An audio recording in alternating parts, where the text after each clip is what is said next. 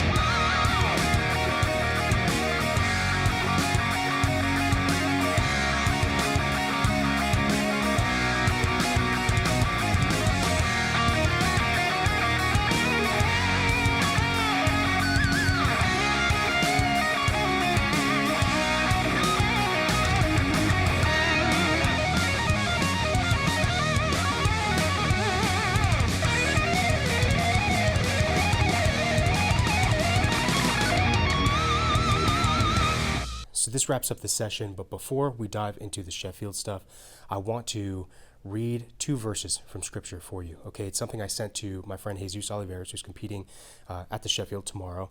And it's something that when I read it, I could not help but take a picture and remind myself to consistently read this scripture as often as possible because it's so powerful. What would a Gavin Aiden video be without some sort of cringy, corny, motivational shit? You know what I mean?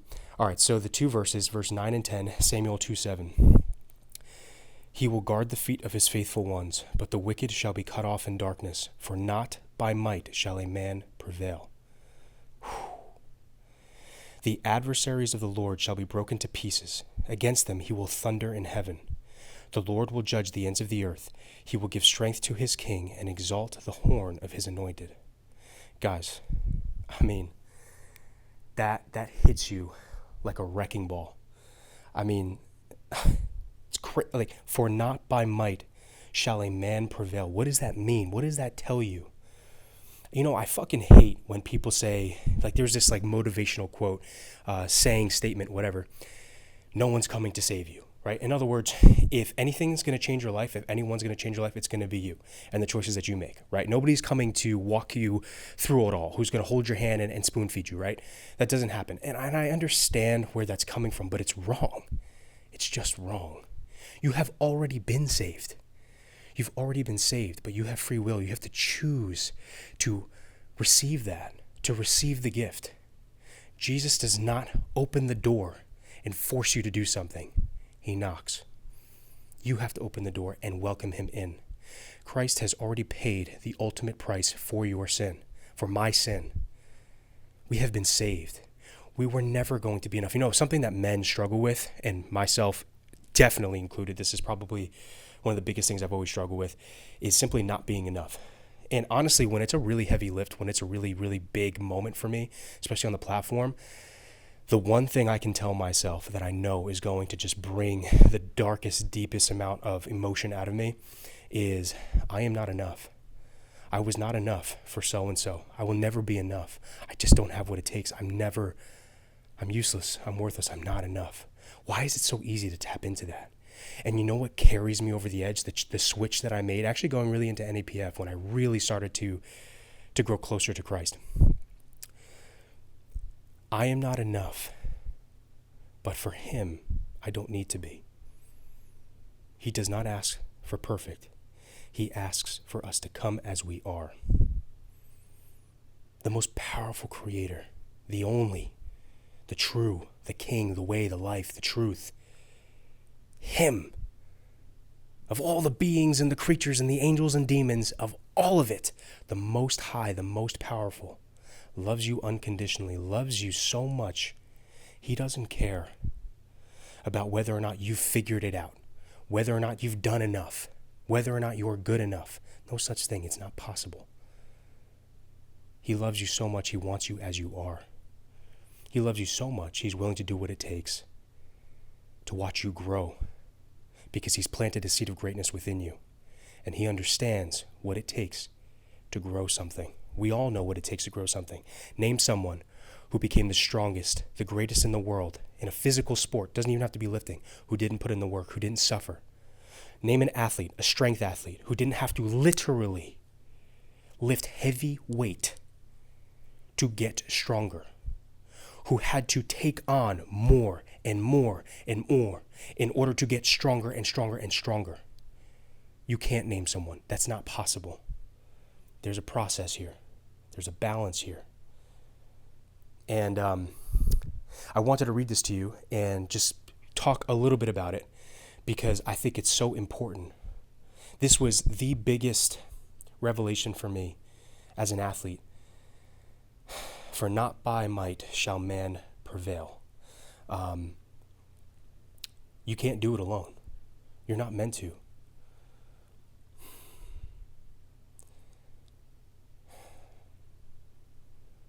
The next 10 weeks are going to be hard. I have a national championship in April. The last national championship, I had a 5-week turnaround from last year's Sheffield. I showed up, probably honestly, the strongest I've ever been. I missed weight. All of my opportunity lost. We don't even get the opportunity to win. It's our fault. It's my fault. The Sheffield prior to that, again, so fucking close to first place. But that third squat was overturned. Made some mistakes. Malta World Championship, massive mistakes. I have fallen short so many times. I have failed so many times. But progress is a choice. Greatness is a choice. You have to choose to get better. You have to choose to grow. That's the gift of free will. You've been given the potential. That's the gift. But what you choose to do with it, it's up to you. I encourage you to aim high, to make the sacrifices necessary to grow into your greatness. These next 10 weeks will be hard. I have a national championship in April. My entire powerlifting career has been filled with ups and downs, but more downs than there are ups. But I have faith. I trust. Guys, even if I don't win, I will win. But even if I don't, even if something happens and I can't show, whatever, it doesn't matter. What I am in control of is my effort, my tenacity, my resilience, my persistence. That's what I'm in control of, my story. No matter what comes my way, I will prevail because I'm not relying on my own might to do it. It's my faith, my will. That's what it is. Even if you aren't Christian or you're not a follower of Christ, that's a better way to put it. Even if you're not a follower of Christ, you don't believe in this stuff, that's fine. Your will still exists. Your conscience still exists. There's something in the back of your head that tells you, what if? Like, what if we could do it? What if we did do it? He did it. Can I do it? That voice is real. Every single one of us has that voice. We also have the voice of, you can't do that. Who are you? The fuck are you? You're not enough. You're not good enough. That's not your voice. That's the enemy's voice. Because the enemy can only defeat you if he gets you to defeat yourself. That's the only way. He has no other power over you. That's it. That's why you put on the armor of God, you go through the whole thing, right? That's why reading something like this is so powerful, so important. So what am I getting at here? Sheffield is tomorrow, and of course, as an athlete, I feel I belong on that stage. We will earn our way to that stage. I truly believe I will win the 2025 National Championship. I will win the 2025 World Championship. I will go to the next Sheffield, and I will win that as well. I believe it. I do. But I'm not attached to that outcome. I'm not. I am attached to my effort of going all in all of the time. No stone unturned. Holding myself accountable to the things that I say, the standards I set, and I will always fall short. That's the art of being human. That's what it is. My message to you is I encourage you to do the same. All in on your effort. All in on you. Detach yourself from the outcome. Fuck the outcome. It doesn't matter. It's who you become in pursuit of it. All right? Let's get to the rest of the video. Okay. What's going on, guys? We're finally ready to talk about tomorrow's Sheffield Championship. I'm going to break this up into 3 parts. So we're going to have part 1 be why I'm not there. I've seen some comments on some posts from SBD and from Sheffield asking why I wasn't there, why I wasn't invited, etc. Some people have DM'd me like, hey, wait, why aren't you at Sheffield, whatever. I think there's just some confusion about how this works / whether or not I was invited, whatever. So we're going to answer that. The second bit, super short, super sweet. Essentially, what is it like to compete at Sheffield, since I have been there twice and I placed once. And then the third bit, of course, is going to be my prediction / what I would like to see. Okay, keep in mind, I am not a sports commentator. I'm not a sports analyst. Even though I compete in powerlifting at a very high level, I don't really follow it. So forgive me. Like, it's no disrespect to any of the phenomenal athletes competing at this event.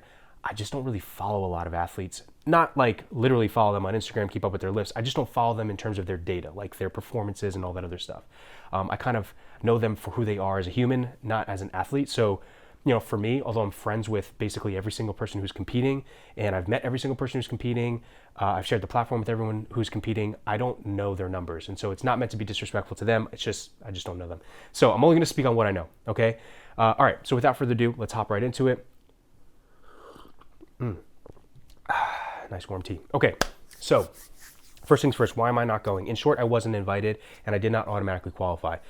The way it works, in order to go to the Sheffield, you have to qualify via the World Championship, the IPF World Championship. And in order to do that, at least in the States, you have to win nationals to get your seat to Worlds.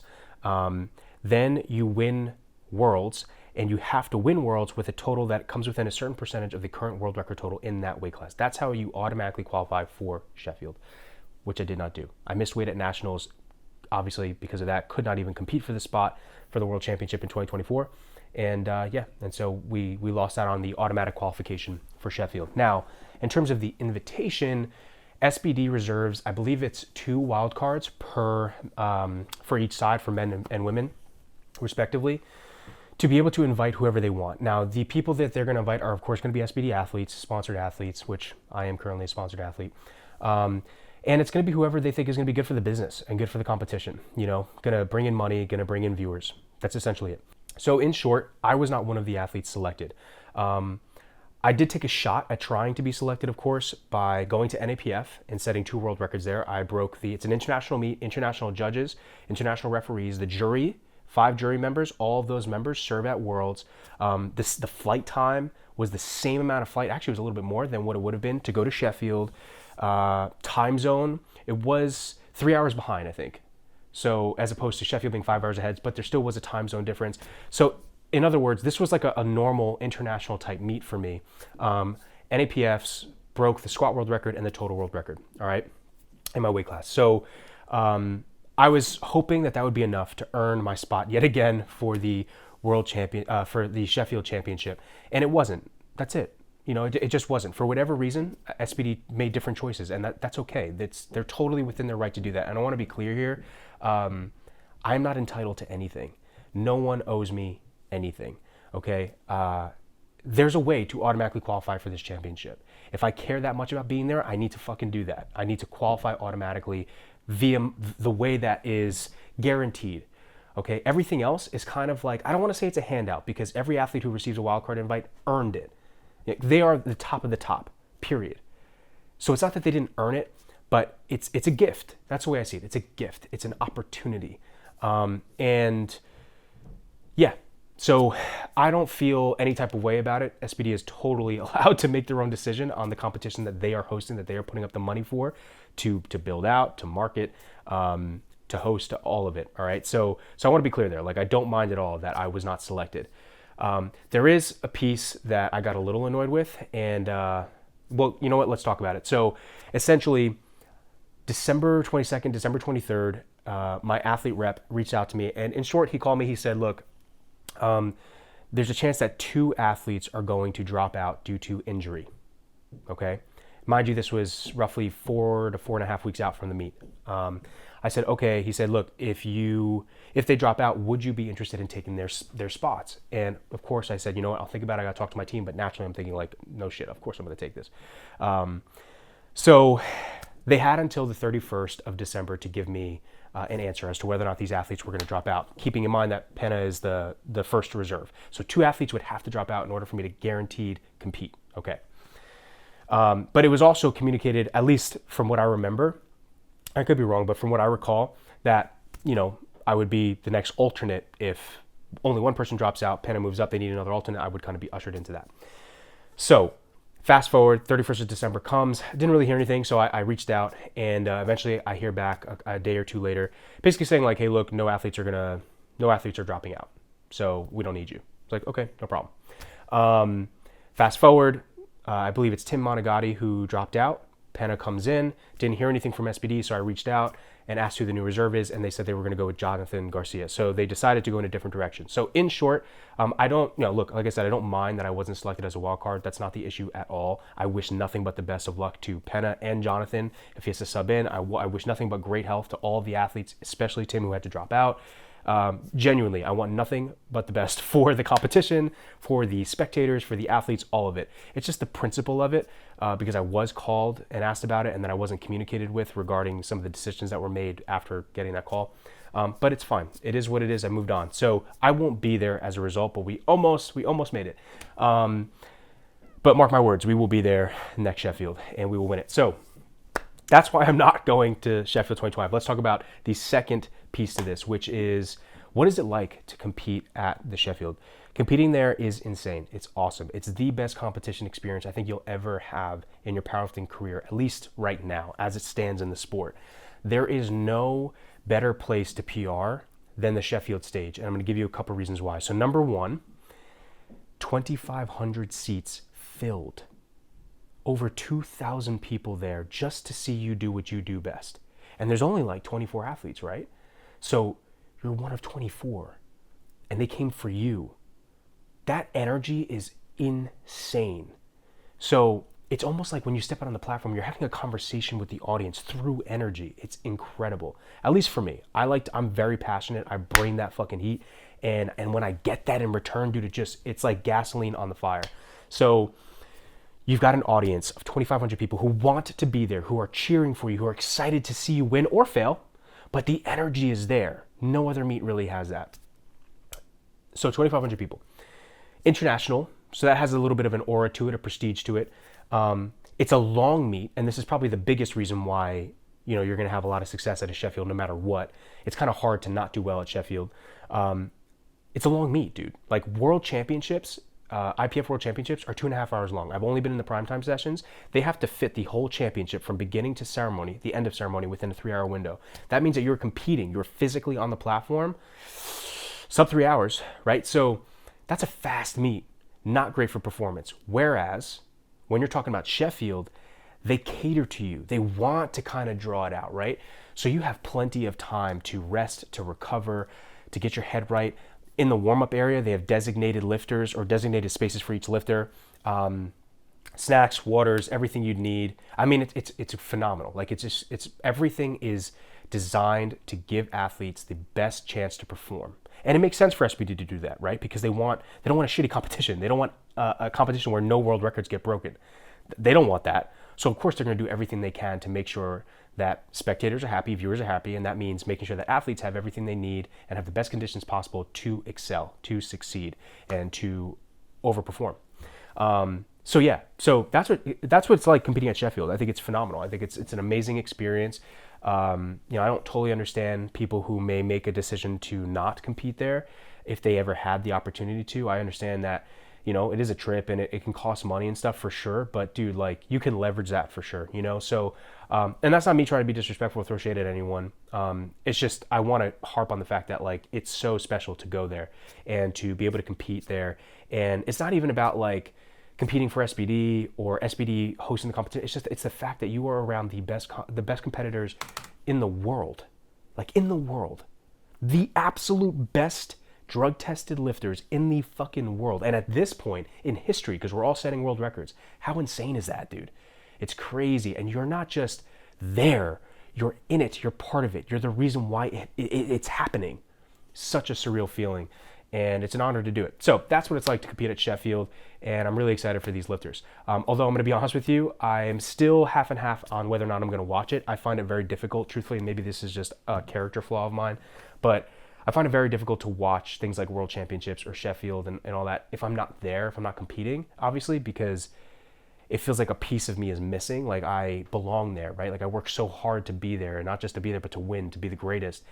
So to watch it from a fucking screen, to watch somebody else living my dream is so painful for me, and it just makes my skin crawl. Like it's really hard to explain. So I don't know. We'll see. I may not be able to watch it. I may just even watch the highlights and then make a video on that. But we will see. Okay, a little bit of a tea break here, and we're gonna hop right into what I think is gonna happen. Cool. So what are some of my predictions? Like I said earlier, I don't really know too much about the athletes, too much about the records. I don't even really know too much about like what it would take to win, to be honest with you. I've heard some things, and because I'm friends with, Ryan Lapidat from King of the Lifts and a couple other guys who are like really into the sport and really know this shit like the back of their hand, I have an idea about things. So like I said, please take what I say with a grain of salt and forgive me. This is more so just like me shooting the shit with you and giving you my opinion. Okay, so the 93s. So obviously this is special. 93s is special because this is my weight class and it's my world record. So I have the squat and total world record. The total world record right now is 901 kg. First of all, I know for a fact that is the baseline. That is the floor. Some people think I'm disrespectful when I say that, but it's not. It's just I'm tenacious and I'm aggressive when it comes to pursuing greatness. And as are all these athletes, we all believe that 900 kg for the 93 kilo class is the floor. Like 93 should be 950 plus right now. So that's, we all think like that. Like that's, in my opinion, that's a champion's mentality, right? You can't have it any other way. How could you be the best in the world and set world records, do what no human has done when you don't think like that? Like, come on, bro. So I'm not trying to be disrespectful when I say like 901 is not crazy. Like I don't think it's crazy. And I do think Gustav, and that's if anything, it would be disrespectful to me, by the way, because I'm the one who said it. But Gustav and Emil will surpass it, absolutely. How far they surpass it, I think it's going to come down to how ballsy they want to be. I think it's going to be, straight up how ballsy they want to be, because Emil is coming for a clapback. Gustav is coming, I think, to see what he's capable of. And I think he's going to try and win. I don't know how far above 901 he's at right now. Is he 930? I don't know. Like, I really don't know. I don't think so, but I don't know. I don't think 915, 920 is winning Sheffield, truthfully, just because of Kjell and Perk, and we'll talk about that, even the 83s. But it could, it could definitely podium. So it's going to be tricky. And I do think people are counting out the 93s. I don't think they realize how fucking strong we are. So even myself, like I know how much I have left in the tank just from NAPFs, let alone what I've built since then. It's going to be crazy. So, I can only imagine that Gustav and Emil are in the same boat because they've had even more time to prep than I've had, really, technically. Like if we were all doing Sheffield, they've had more time because Worlds was like a month or two before NAPFs. So they've had more time. So I think that Emil and Gustav will be around the 915-ish range. In terms of Emil, I think it's going to be just how risky he's willing to be, honestly. Whether or not he touches 915, 920 or whatever, I think he may want to just secure like a really nice world record for him. I think for Emil, and again, this is pure conjecture, I don't know this for sure. If I'm Emil, I'm probably thinking, well, not me. Let me rephrase. Thinking about Emil, Kedrick, his coach, and like that style of powerlifting, like, like we're here to win. That means doing the minimum necessary to win, like why overstretch, blah, blah, blah. If I'm following that line of thought, I'm thinking Emil wants to be the number 193 in the world, unofficially. Well, I guess it would be officially because of the world record, but like, you know what I mean? Not winning worlds, you know, like how I did it, right? That means beating Gustav. So I think that's what Emil's, that's where his mind's at right now. It's not winning Sheffield, it's being the best 93. Gustav is probably the other end of that. He's already won Worlds. He won last year's Sheffield. So now there is zero pressure on him. He just needs to go out and fucking have fun. Balls to the wall, all in, burn his ships, and fucking throw everything on that bar and lift it. And so that's why I think Gustav really could have a 920, 925 day, honestly. But we'll see. And I think Emil is going to chase Gustav a little bit. I think he's going to try and push him that way. So that's what I think is going to happen with the 93s. I don't think the total will go too far beyond 915, 917 and a half, but I do think both lifters have the potential for 925. I just don't know if it's going to happen that day. 83s. So the 83s, I don't know too much about the 83s. I think the world record total right now for the 83s is like 862 and a half, 865, something like that. I think Addy said it. He basically did what I did, but at some other, like a different international meet. Here's the thing, man. Russ is obviously ridiculously strong. Jurgens is really, really strong. The thing about Sheffield is they have so much time to recover that it's going to be... This isn't Worlds, man. Like, if Russ gets all 3 squats, which he probably will, because he's probably squatting to standard. I'm not going to take anything away from him. It's not about him, though. It's really about the jury and about the referees. And yeah, that's what it's about, truthfully. So I'm sure it'll be fine. You know, I think he'll be okay. And I think he'll get all 3 squats. Now, if he gets all 3 squats and he ends somewhere around like 727, 733, 740 maybe even, like that I think will be huge for him. And that's what will carry him over and probably have him out on top of the 83s. I think he'll probably end up around like 880, 885 for the day, Russ, if he gets all 3 squats. And the reason why is because I think I don't remember exactly from Worlds, but I think he might have gassed out a little bit on deadlifts towards the end of the World Championship meet. The meets are fucking fast, dude, but Sheffield is not. So he's going to have plenty of time to recover. You know, barring any extreme circumstances, any crazy cramping and stuff like that, I think he'll be all right. So Russ is definitely going to tank, like, unless he's injured or something, and I don't know about it, but I think he's going to tank, like, fucking 880, 885. I don't think that'd be too crazy. I don't. Will he pull 800? I don't know. I don't think so. I think maybe 782 will probably be his top end, maybe. But I don't really follow his training too much or too closely. But yeah, that's probably what I would say.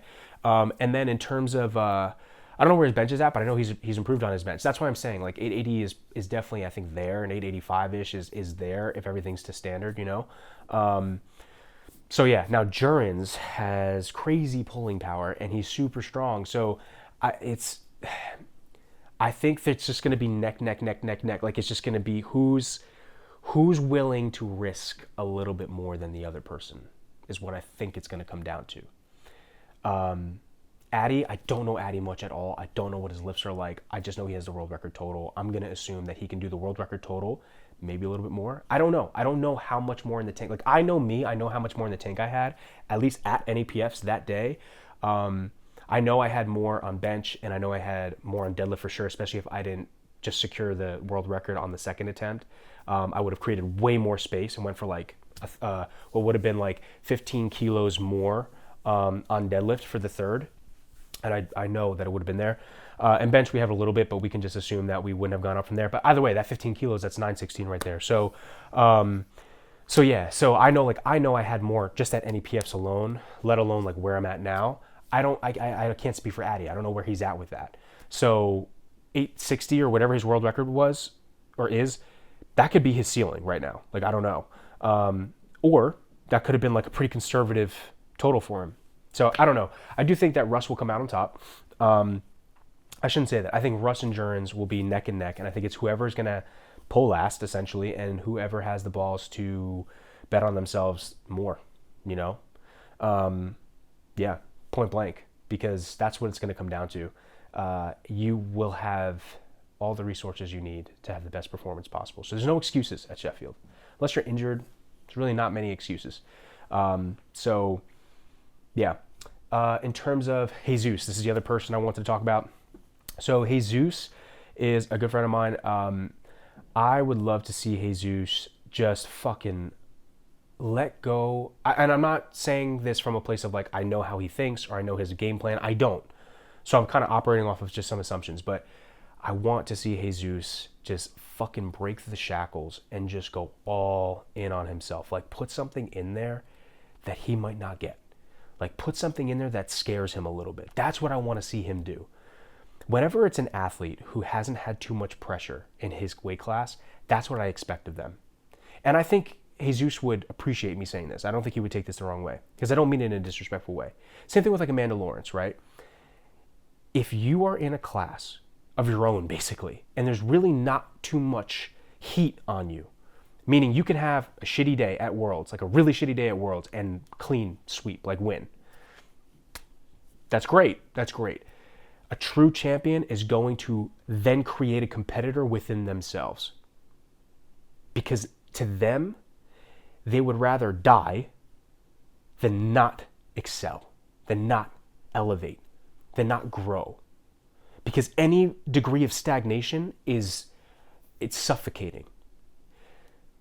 I would love to see Jesus load something on that bar for all 3 lifts that scares the shit out of him. I will not hold it against him if he fails. Not at all.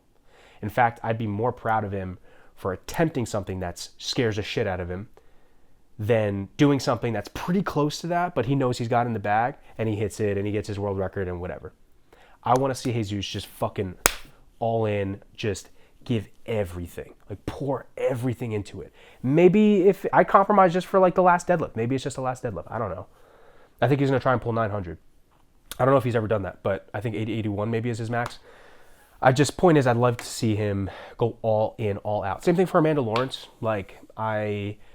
Same thing. Like I said, I want to see these athletes, dude, who don't have any competition, create fucking competition. And in order to do that, you have to push the boundaries yourself. And I don't want to hear this nonsense of like, well, it's the minimum necessary to win. I don't need to do that. No, but that's not the point. You don't need to lift. You don't need to train. You don't need to power lift. Nobody's forcing you. It's a choice. So if you're going to do it, go all the way. If your name's on it, give 110%. And this is kind of like how I was raised, where it's like, look, like my dad used to tell me, you're going to take a test, right? You're going to study for the test. If you're going to get a 90, why not shoot for a 95? Like it's just 5 extra points or 5 extra percents, right? Like, fuck it, just shoot for that. You're doing it anyway. You're going to study anyway. You're going to take the test anyway. If you're going to shoot for a 90, just go for a 95. Why not? And if you're going to go for the 95, shoot for 97. Why not? It's right there. 95 to 97, come on. And if you're going to do the 97, just go for 100. You might as well. You're putting in the work anyway. In other words, if you're going to fucking do it, do it. Go all in. Give 110%. Let's see that RP. Just let me see that shit rev. I want to see that shit red line. Like, that's what I want out of you. Because that's where greatness is, I believe. So without becoming like this corny, cringy asshole, yeah. I believe in these lifters. I love these lifters. I want to see them do extremely well. I think they're going to do extremely well. Yeah, man. But I think they're going to need to push themselves super hard, super far. I want to see a crazy world record from them. And I think they're capable of that. Okay, so the winner for the men's side, who do I think is going to win? Brother, this is tricky. From what I've heard, Kel would have to lose more than 50 kilos on his total to for other people to even have a chance at winning, which if that's the case, that's fucking nuts. Yeah, I don't know what to say about that. Like I said, I think that's crazy. If that's the case, truthfully, I don't think anyone else is going to come close then. Because I get he's made a massive cut, right, to a weight class below. And I get he still has a water cut to do. We don't know what's going to happen with cramping and all this other stuff. But truthfully, 35 kilos alone is a lot. That's a lot to lose. For a drastic, crazy cut, a semi-reasonable expectation, if you're expecting like a really shitty drop in performance, it's going to be about 35 kilos. It's going to be like 10-ish on squat. It's like 22 pounds, 25 pounds. I mean, that's pretty reasonable. 15-ish on bench. That's drastic. That's exaggerated, but it's possible. And then maybe like 5 to 10 on deadlift. Usually people's deadlifts, like it actually even gets better depending on how much weight you're really cutting. But so in short, like 30 to 40 kilos is a lot to lose. I don't think Kjell's going to lose that much. Like I think maybe at worst he'll lose 45 kilos on his total. And if what other people have told me is correct, is accurate, that's not going to be enough for any other lifter to catch up. You know what I mean? Like it's just not going to be enough. So from what I've heard, I don't know. I don't know because I don't know. Are people saying that from his best total ever, and his best total ever was 10 years ago? I don't know. That said, Perk, of course, is in line for that throne as well. I don't know what his total is right now in the 74s. Is he capable of 900? It's possible. His bench has to show up. His deadlift has to show up for sure. To hit 900, he'd have to have a crazy deadlift, I think, because I don't think his squat is 750. You know, I don't. I think maybe he'll take 727 max. Which means he's going to need a minimum of a 220 bench, so 484, which could be there. I don't know. But does he have 500 pounds in him on bench? I don't know. Or more. He's going to need more than 500, I think.